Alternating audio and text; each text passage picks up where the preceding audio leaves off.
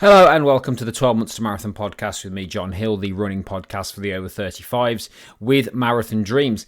Episode 21, my favourite number. Let's talk marathons.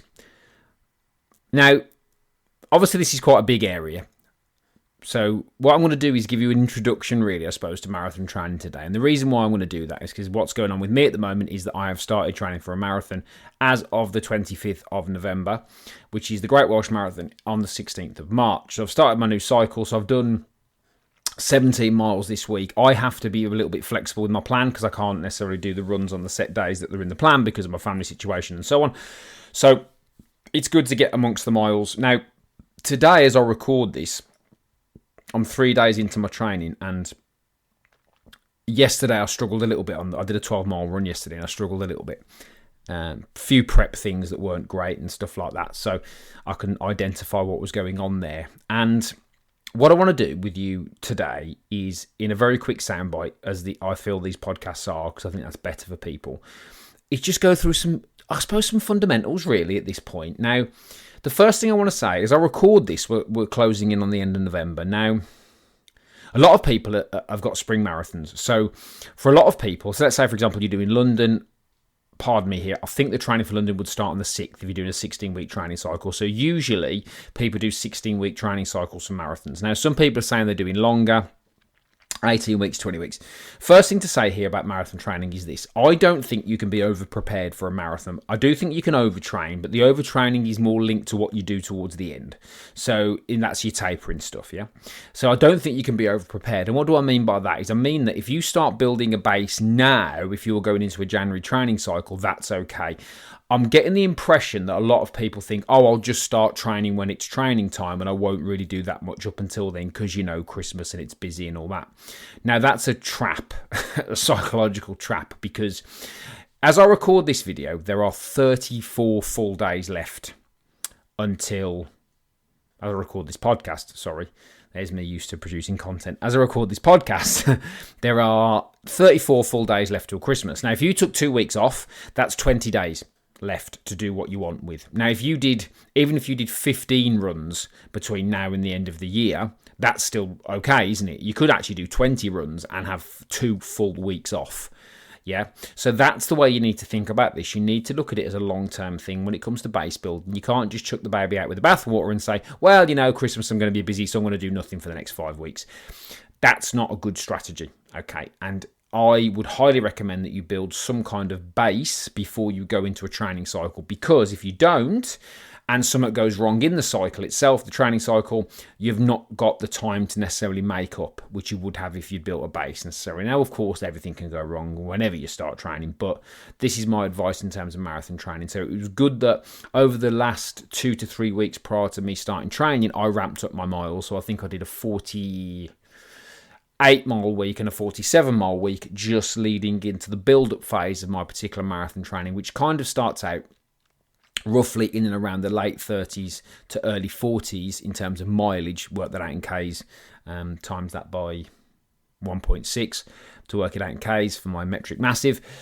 And that will sort of give you a base to build off. So when you do hit your training cycle, 6th of Jan, 13th of Jan, around those times, you're going to be in the best place possible. Also as well, if you think about Christmas and the holidays for my American friends, what a lot of people do is indulge. Now, especially as I record this, I think we're coming into sort of Thanksgiving in America, so I know that can start that holiday season, and for a lot of people over the holidays and Christmas, it's a very indulgent time.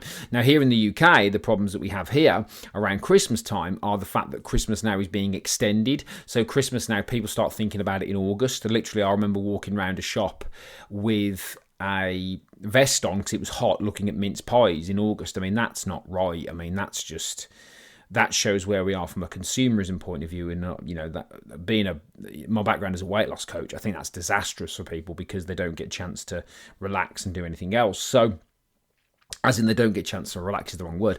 What they do is they don't get any respite, should I say, before Christmas, because ultimately we're all going to perhaps indulge a little bit over December. But Christmas is December. It's not August or September.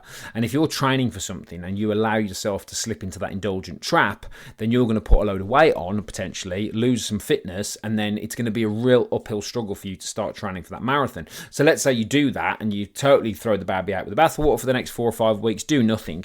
That marathon training cycle is going to be hard, and a marathon will chew you up and spit you out. Now, if you go into that marathon training cycle psychologically and physically spent because you've indulged too much in December, it's going to feel like a bigger climb. It's a climb anyway. It's going to be difficult anyway to start the process and get yourself going. But if you put yourself backwards by taking the next 5 weeks off, as it were, as I record this, rounding it up, then you're going to have a lot of problems. So the way you need to look at a marathon is it's not just about the training plan, it's about around the training plan. And I think it's a really crucial time now for you spring marathoners, because you've got to build that solid base, and that starts now. So even if you said, right, for the next 3 weeks I'm going to keep myself sharp and keep myself on point, then that's going to have a benefit. But if you don't do anything and just think, oh, it will be fine when I start training, that's not really going to work. So I'm glad. My thing has always been consistency. Now, when I struggled with marathons was back in I didn't do a marathon in 2016, right?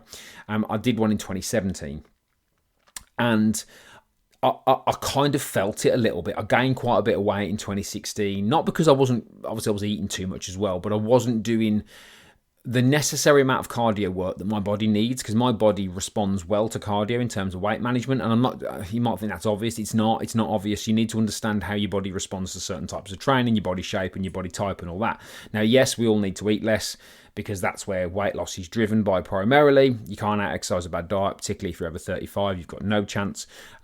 You've got various things going on hormonally, both on the male and female side, which are also going to play its part. So what we need to do here is we need to make sure that we understand our bodies. Now, for me, I need to be doing a decent amount of running per week to at least keep my weight in check, because my body does respond to that. So somebody asked me a question as I record this morning, what would you class as a good base building thing? And I would say, if you're doing 3 runs a week, and you're probably looking at it as a short, medium and long. And now, again, long is contextual, because that could be 8 miles, that could be a 10K, you know what I mean? But whatever long is for you, if you did, for example, and this is not a recommendation because I don't know you personally, but if you did like a 4 miler, a 5 miler and a 6 miler every week for the next month, that's a base. Now, is that enough? No, because obviously when you get your marathon training cycle, that's going to, that's nothing when you get, especially when you get into the peak stuff in the middle of the inverted horseshoe, as I call it. But that's really going to give you your base. So what you do over the next month to 5 weeks is critical for building your base before you start your 16-week training cycle. Now, if you're doing a 20, an 18 or a 20-week training cycle for a marathon in the spring, brilliant, because then you're going to have to start sooner.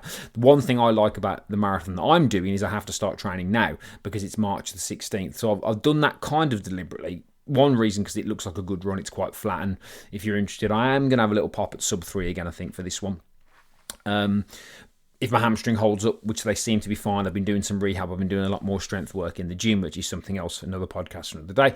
But I've been doing a lot of strength work in the gym. But I've given myself that time to really get ready prior to that, to build myself back up, to do the rehab on my hamstrings, to get the miles back on my legs, do some pace work, as much as I can. That's going to be the real test for the hamstrings, is when I start increasing the pace, because obviously my plan to get a sub 3 includes a lot of pace work. So it's not a heavy mileage 80, 90 mile a week plan. It's a lot of speed work, because I've got to get faster if I want to be able to sustain, a sub, I think 6:48 or 6:49 minute miles. Again, in Ks, work it out to get you at 4:10s, about 4:10s roughly Ks, to get you to a sub 3 comfortably, because you don't want to be cutting it too fine. So yeah, you got to get yourself ready. So in your case, if you're a spring marathoner, build that base, and it depends. Some people ask me questions and they ask them in absolutes. So they'll say, what's the plan? I'm like, well, if you're doing something every week between now and at least the week of Christmas, because what Christmas is on a Wednesday, it's 25th on a Wednesday. So that even if you kept yourself fairly sharp up until that week, and then, I like running at Christmas because, of course, indulgence, and I get a bit more time and it helps me relax. So that's up to you what you term to do that. But I think you need to look at it. You need to look at in the principle of that 34-day thing that I mentioned as I record this, or 30 days, or whenever you listen to this. What can I do? How many days can I do something in that training block that I have between now and the end of the year. Or if you are starting a training plan for a spring marathon on, say, the 6th of January, how many runs can I do between now and then to make sure that I stay sharp enough physically and mentally, more importantly, to ensure that when I hit that training plan, I'm okay? Because what a lot of people do who don't run, or just in general, is they do nothing for, say, the last 3 to 4 months of the year and then expect to be more motivated in January. Now, January is not a great month to look after your health and fitness, and I know this from 15 years of experience, because it's dark, it's cold, it's miserable for most people, especially where I'm recording this. Everyone's physically and mentally spent after Christmas. It's very hard then to pick yourself up and get motivated because you've got no momentum. Motivation comes from momentum. It doesn't come from, you just click your fingers, and as we did the myth of motivation, you don't just click your fingers and get motivated. So if you've got a marathon coming up, you don't want to be physically and mentally spent before you even get that plan out and go, oh, is this what I've got to do? And be surprised by it. You've got to have it in your head now of saying, right, that 16-week plan starts 6th of Jan, 13th of Jan, whenever it might be. I need to be on point for that. I need to make sure that I'm not surprised, because what you don't want to do is fall behind in your training, because if you start falling behind when you're actually in the 16-week cycle, that's going to affect you both, again, physically and mentally, and you'll start questioning whether or not you can do it. And this is particularly important if you are a first-time marathoner. If you're a first-time marathoner, you have to take this thing seriously, because it will chew you up and spit you out. And my vision or goal, whether I'm working with you in my coaching program or not, is that first marathon is not excruciating, that it's doable, that you enjoy the challenge of it. Yes, it's going to hurt. Yes, it's going to test you to a level that you've probably not been tested physically before, but you're going to at least get the most out of it and enjoy it because you're ready. And that's my goal with this podcast, is to get you ready for it. So you cannot be over prepared for a marathon, but you can overtrain, and that's partly down to the tail end of it when you're tapering, but that's a different thing for a different day. And I think, to be honest, most people, particularly if you're a first time marathoner, your goal is psychologically understanding the task at hand here and going, right, that's getting your 16-week plan out now and going, oh, okay, that's what I've got to do, and getting yourself ready. So I was having a conversation with one of the guys in my running community, in my coaching program, and he was saying he had a bit of a wobble because he wasn't really appreciating how far a marathon is. And whilst I don't want anyone to be scared or you're overwhelmed, I think you should respect it to its nth degree. You should be sitting there going, I need to respect this. I need to respect the training. I need to respect the lead up to the training. And I need to respect the person that I have to become to do this. It's a big deal. And because I'm talking to marathon runners, I don't necessarily have to hold back here.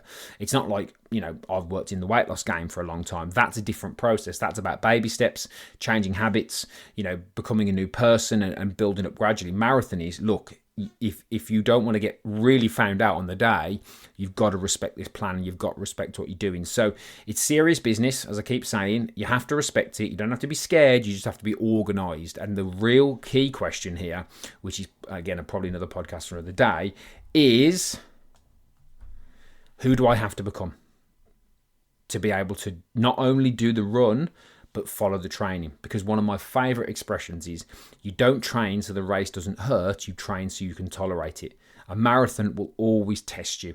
Always. I get these people now, this new thing about marathons are easy. What they mean is they've got a lot of experience, and perhaps they've got maybe the body shape to naturally run, because some people, let's be honest, in body shape terms are natural runners.